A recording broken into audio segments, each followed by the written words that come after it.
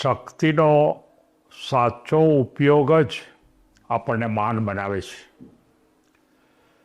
મિત્રો, આપણને ખબર છે કે આ દુનિયાની અંદર જુદા જુદા પ્રકારની શક્તિઓ લઈ અને અનેક માણસો પાસે શક્તિ છે, પણ એ શક્તિનો ઉપયોગ કેવી રીતે કરે છે એના ઉપર એના પોતાના વિકાસનો આધાર છે. પોતાનામાં રહેલી શક્તિનો જો દુરુપયોગ કરે, કોઈને હેરાન કરવામાં, કોઈને તકલીફ કરવામાં, કોઈનું શોષણ કરવામાં, કોઈને મુશ્કેલીમાં મૂકવામાં, તો ખરેખર એ શક્તિ છે એ આપણને ફાયદો નથી કરતી, પણ આપણને જીવનમાં નુકસાન કરે છે. આ વાતને સમજાવવા માટે એક ગામની અંદર એક કરણ નામનો યુવાન, બહુ શક્તિશાળી, એટલે કે ખરેખર શારીરિક રીતે બહુ તાકાતવાળો, એણે કેટલાય વખત સુધી માનો કે કોઈ પ્રયત્ન કરી અને પોતાના શરીરને એટલું બધું મજબૂત બનાવ્યું કે શરીરની અંદર અખાડામાં ગયો, કેટલી કસરતો કરી, દોડવામાં પણ કરે, અને પોતાની શક્તિમાં એટલી મોટી તાકાત હતી કે કોઈ એ ગામમાં કરણની સામે કોઈ વાત પણ ન કરી શકે, એની સામે ઊભા પણ ન રહીએ. કરણને આટલી મોટી શક્તિ હતી એટલે અભિમાન આવ્યું કે મારા જેવો કોઈ નહીં, અને આ ગામમાં હું જેને ગમે તે મારી સાથે જો લડવા આવે તો હું એને તોડી જ નાખું. એટલે એ જે અભિમાન, એ જે શક્તિ આવી, એનો એણે દુરુપયોગ કરવા માટેની શરૂઆત કરી. અને દુરુપયોગ કરવા માટે એણે એક ગ્રુપ બનાવ્યું, અને એ ગ્રુપની અંદર એ મોટા મોટા માણસોને એ કોઈને કોઈ કારણસર એ શક્તિનો દુરુપયોગ કરે. કોઈ પૈસાવાળા માણસ પાસે જઈને એમ કે મને આટલા પૈસા આપો. પોતે પહેલવાન હતો એટલે માણસ એને ડર લાગે અને પૈસા આપી દે. કેટલાક ઘરની અંદર ખોટી રીતે હેરાન કરવા જાય, અને આ પ્રકારે જેને આપણે એમ કહી શકાય કે દુષ્ટ ચારિત્ર આખું કહી શકાય, એ પ્રકારની બહેનો દીકરીઓની ઉપર પણ ખોટા ઓલા કરે, અને આ પ્રકારની પરિસ્થિતિ હતી. તાકાત મોટી હતી એમાં કોઈ શંકા જ નહોતી. ગામની અંદર એના જેવી તાકાત પણ નહોતી, પણ એનો દુરુપયોગ શરૂ કર્યો. એ ગામની અંદર એક સંત આવે છે, અને એ સંત એમ કહે છે કે ભાઈ, તું આ રીતે દુરુપયોગ કરીશ તો તને કદાચ અત્યારે સારું લાગશે, પણ ભવિષ્યમાં બધા તને તિરસ્કારશે. તારા તરફ તિરસ્કાર વર્ષાવશે, તને કોઈ સન્માન નહીં આપે, તને કોઈ બોલાવશે નહીં, અને તમે જે ગ્રુપમાં જે 4-5 જણા છો એ 4-5 જણા એકલા થઈ જશે, કોઈ તમારી પડખે પણ નહીં આવે. ત્યારે કરણના મનમાં પ્રશ્ન થયો કે ના, એવું હોઈ શકે જ નહીં. હું તો આ ગામનો એક લીડર છું, આ ગામનો એક મોટો મુખી છું, કે કોઈ પણ મારી સામે આ ન આવી શકે. એટલે ખરેખર આ ગામની કોઈ પણ બાબત છે મને પૂછ્યા વગર ન થઈ શકે, આ પ્રકારની મારી વાત છે. ત્યારે ફરીવાર શાંત એમ કે છે, ભાઈ, એનાથી તારી તાકાત વધે નહીં. તું નકારાત્મક રસ્તા ઉપર છો.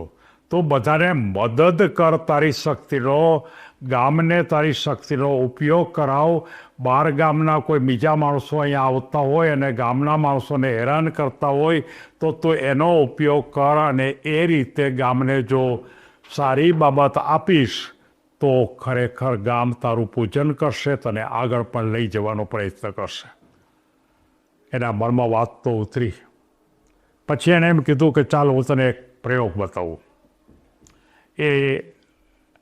એને એક પર્વતના નજીકમાં એક ટેકરો હતો, ત્યાં જઈ અને એક મોટો પથ્થર હતો.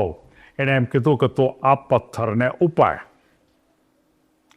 એટલે એને પથ્થર તો એકદમ, કારણ કે મજબૂત હતો, પથ્થરને એકદમ ઝડપથી ઉપાડી લીધો.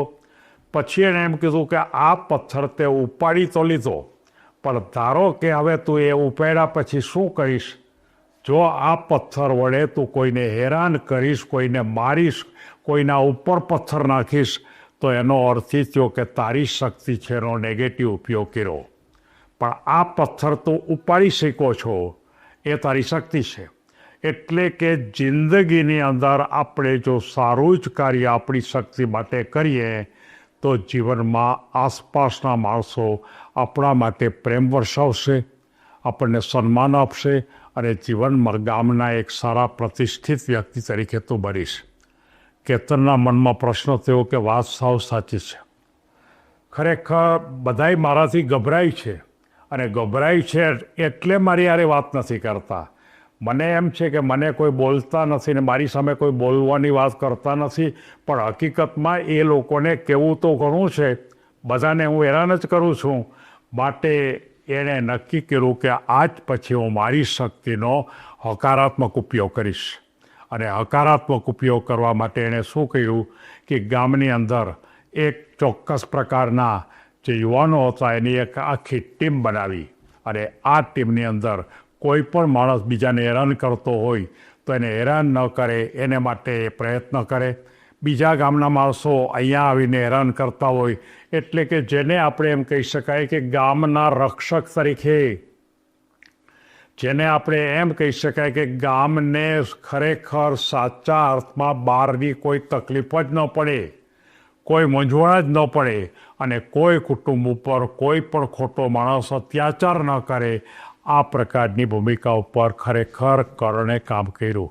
અને જેને કારણે એના પોતાને સમાજની ભૂમિકા ઉપર એને ખૂબ સન્માન મળ્યું અને એ સન્માનને કારણે એની પોતાની જે શક્તિ હતી એ શક્તિ પણ ખૂબ લાંબા સમય સુધી ગામને ફાયદારૂપ બની. આપણે ખાસ ખ્યાલ કરો કે જો તમે કોઈ પણ શક્તિ છે તમારી, આ તો માત્ર શારીરિક શક્તિની વાત છે, તમારી પાસે માનસિક શક્તિ છે, તમારી પાસે અન્ય પ્રકારની બીજી કોઈ શક્તિ છે, એ બધી શક્તિનો માત્ર હંમેશા પોઝિટિવ ઉપયોગ કરો. કુદરતે આપણને આપેલી શક્તિ એટલા માટે કે બીજાને મદદરૂપ થવા માટે. શક્તિનો જો દુરુપયોગ આપણે કરશું તો આપણે વધારે નબળા પડતા જશું. સાચો ઉપયોગ બીજાને ઊંચકીને આગળ લઈ જાઓ, કોઈને દબાવવામાં, કોઈને પછાડવામાં તમારી શક્તિનો ઉપયોગ ન કરો. તાકાતનો ઉપયોગ સેવામાં કરો, કોઈને આનંદ આપવા માટે કરો અને ગર્વથી જીતવા માટે, શક્તિ પ્રાપ્ત કરવા માટેનો પ્રયત્ન કરો. કર્ણે પોતાની શક્તિનો ઉપયોગ બીજા માટે જે શરૂ કર્યો, પહેલાં તો એ બીજાને તકલીફમાં મૂકતો હતો, પણ એ જે શરૂ કર્યો અને સાધુએ જે એને માર્ગદર્શન આપ્યું અને એ પ્રમાણે પોતાના ખ્યાલ બદલાઈ ગયા. અને સાચા અર્થમાં જો આપણે એક જ વાત કરીએ તો આપણી શક્તિ છે એ અન્ય માટે કંઈ ને કંઈ ઉપયોગી ભૂમિકામાં, સેવાની ભૂમિકામાં, અન્યની તકલીફને દૂર કરવામાં અથવા તો બીજાના કોઈ પણ મુશ્કેલીમાં હોય તો મુશ્કેલીને કાઢવા માટે વાપરવા માટે યુવા પેઢીએ પોતે જુદા જુદા ક્ષેત્રમાં શક્તિ મેળવવી જોઈએ. શક્તિ એ કુદરત તરફથી મળેલી એક મોટી ભેટ છે. આપણે ગમે તેટલું ઈચ્છીએ તો પણ શક્તિ મળે નહીં. કુદરત ઈચ્છે તો જ આપણને ભેટ આપી શકે અને તેનો ઉપયોગ બીજાને મદદ કરવા માટે જ કરવો. આપણું ધ્યેય હંમેશા યાદ રાખો કે તાકાતનો સાચો જ ઉપયોગ હું કરીશ. આવા પ્રતિજ્ઞા સાથે યુવાનોએ દરેક ગામમાં કામ કરવું જોઈએ એવી લાગણી વ્યક્ત કરી અને મારી આ વાર્તા પૂરી કરું છું. સૌને ધન્યવાદ.